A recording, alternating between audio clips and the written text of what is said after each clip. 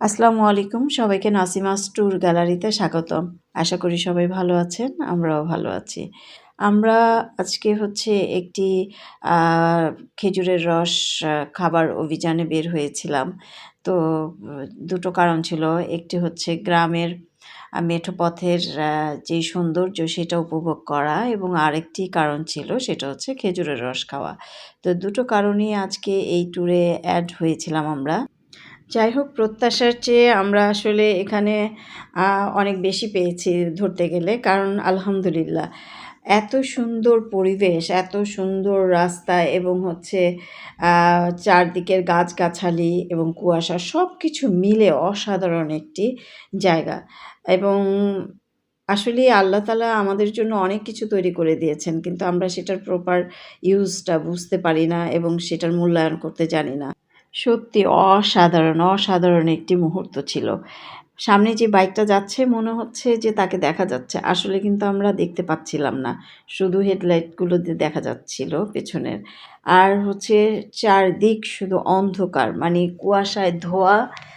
মনে হচ্ছিল যে ধোঁয়ার ভিতর আমরা ঢুকে যাচ্ছি, এরকম একটা অবস্থা। তো প্রত্যেকটা মুহূর্ত খুবই উপভোগ করছিলাম।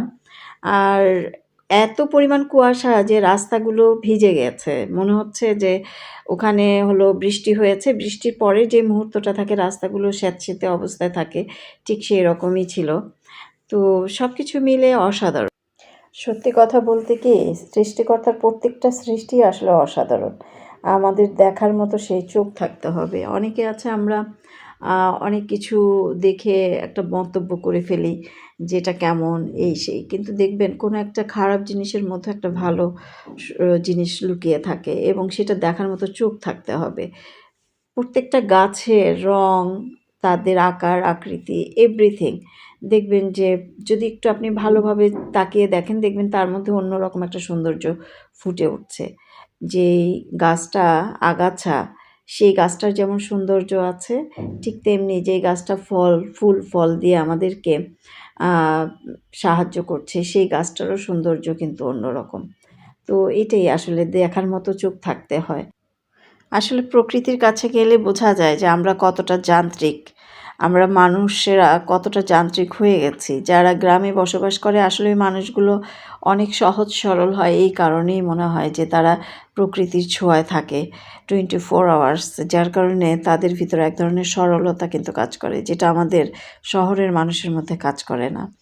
তো আসলে কার কেমন লাগে জানি না, কিন্তু গাছগাছালি এই ধরনের পরিবেশের মধ্যে গেলে আমি অন্য ধরনের একটা অনুভূতি ফিল করি, যেটা বলে বোঝাতে পারবো না যে কত ভালো লাগে। এবং আল্লাহর যে নিয়ামত সেটা অনুভব করতে পারি, যে সে আমাদের জন্য কত কিছু তৈরি করে দিয়েছে পৃথিবীতে। আমাদের এই যে সুস্থতার জন্য অনেক কিছু আছে, কিন্তু আমরা কি করি, একটু সময়ের কারণে, একটু ব্যস্ততার কারণে অনেক সময় এই নিয়ামতগুলো আসলে আমরা উপভোগ করতে পারি না। চোখের স্বস্তি বলে একটা কথা আছে না, যে যেদিকে তাকাচ্ছি চোখ দুটো জুড়িয়ে যাচ্ছে, চোখে এক ধরনের শান্তি অনুভব করছি, সেই রকম এক ধরনের ভালো লাগা কাজ করছিল এখানে। মানে কোনো বিরক্তি ভাব নেই, কিছু নেই। আমার অনেক সময় হয় যে চোখে বাতাস লাগলে চোখ দিয়ে অনায়াসে পানি আসে, কিন্তু খুব আশ্চর্যের ব্যাপার, যখন এই সবুজ জিনিসগুলো দেখছিলাম অটোমেটিকলি, তখন কিন্তু সেই জিনিসটা আর ফিল হচ্ছিল না।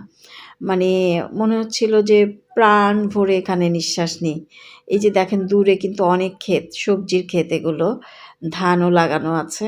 তো এই যে এই এত শীত, মানে প্রচণ্ড পরিমাণ শীত, মানে কাঁপানো, হাড় কাঁপানো যে শীত বলে সেই ধরনের শীত ছিল। আমরা যদিও ভোর সকালবেলা রওনা দিয়েছি, 4টা 4:30টার মধ্যে বাসা থেকে বেরিয়ে হয়ে গিয়েছিলাম। তখন ছিল প্রচণ্ড শীত এবং অন্ধকার।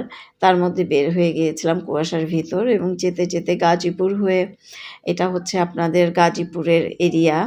তো আমরা একটা লিংক রোড দিয়ে ঢুকে ফুলবাড়িয়ার যে রাস্তাটা সেটা ঢুকে গিয়েছিলাম, এবং ওখানে এই যত বেশি আমরা ওই ফুলবাড়িয়ার রাস্তায় ঢোকার পরে যে যত বেশি ভিতরে যাচ্ছিলাম, তত বেশি মানে মনে হচ্ছিল যে কুয়াশায় চারদিক অন্ধকার করে ফেলেছে। এরকম অবস্থা যে কোনো একটা রাস্তা দিয়ে যে মানুষ হেঁটে যাচ্ছে সেটাও দেখা যাচ্ছিল না। খুবই মানে একটা ভৌতিক একটা ভাব ছিল। যাই হোক, খুবই ভালো লাগছিল। তো গ্রামের মানুষগুলো আসলেই যেমন তারা সহজ সরল জীবনযাপন করে, ঠিক তেমনি এই শীতটা হয়তোবা অনেকে বলবেন, আপনারা তো শহরে থাকেন বুঝবেন না। আসলেই তাই যে ওখানকার মানুষগুলো যে থাকে তাদের তো আসলে অনেক শীত লাগে। শীতের মধ্যে থেকেও তারা দেখেন কতটা অ্যাক্টিভ, কিভাবে হয়? এই মানুষগুলো এত অ্যাক্টিভ হওয়ার মূল কারণ হচ্ছে যে প্রাকৃতিক যে পরিবেশ সেটার ভিতরে বেড়ে ওঠা এবং ন্যাচারাল জিনিসগুলো খেয়ে তারা হচ্ছে খুবই মানে আমাদের চেয়ে বেশি হচ্ছে সুস্থ থাকে এবং সুস্থতার কারণেই তারা হচ্ছে এই এত হাড় কাঁপানো শীতের ভিতরেও কিন্তু তারা হচ্ছে খেতে খামারে কাজ করছে এবং তাদের জীবিকা নির্বাহ করছে, যেটা আমরা আসলে পারি না। আমরা একটু শীত হলেই দেখা গেছে যে কম্বলের নিচ থেকে আমরা বের হতে চাচ্ছি না। বাট তারা কিন্তু এটা তাদের নিত্যদিনের একটা সঙ্গী যে না ভোর সকালবেলা আ পাখির ডাকের সাথে তারাও ঘুম থেকে উঠে যায় এবং মাঠে ছুটে যায় কাজের জন্য এবং যার যে কর্মসংস্থান আছে সেখানে তারা চলে যায়। কিন্তু আমাদের পক্ষে সেটা সম্ভব হয় না। আসলে আমরা হচ্ছে এক কথায় ফার্মের মুরগি হয়ে গেছি আর তারা হলো দেশি মুরগি। এক কথায় এই যে দেখেন এখানটায় আরও বেশি। যত বেশি আমরা ওই গ্রামটার ভিতর ঢুকছিলাম, ওই জায়গাটার নাম ছিল চা বাগান। তো তত বেশি যে এরকম কুয়াশায় পুরা এলাকাটা ঢেকে যাচ্ছে। আসলে আমি জানি না আপনাদের ভালো লাগছে কিনা। তবে যদি ভালো লেগে থাকে তাহলে আমার এই ভিডিওটাকে লাইক এবং শেয়ার করে দিবেন। আর সামনে আপনারা আরও ভালো জিনিস দেখতে পাবেন। ওখানে আমরা যেই জায়গাটায় রস খেয়েছিলাম সেই জায়গাটা কেমন এবং আমরা ওখানে অনেক খেলা পিলো পাসিং খেলা, যদিও পিলো ছিল না, বল দিয়ে আমরা খেলেছিলাম। ছেলেদের একটা গ্রুপ ছিল, মেয়েদের একটা গ্রুপ ছিল এবং রস খেয়েছি সেখানে। তারপর আমাদের ওখানে খিচুড়ি ছিল। খিচুড়িটা এত টেস্টি ছিল যে মরিচ ভর্তা দিয়ে খিচুড়ি এবং চিকেন খিচুড়ি ছিল, সাথে ছিল শীতের লোকাল যে সবজি সেগুলো দিয়ে সালাদ।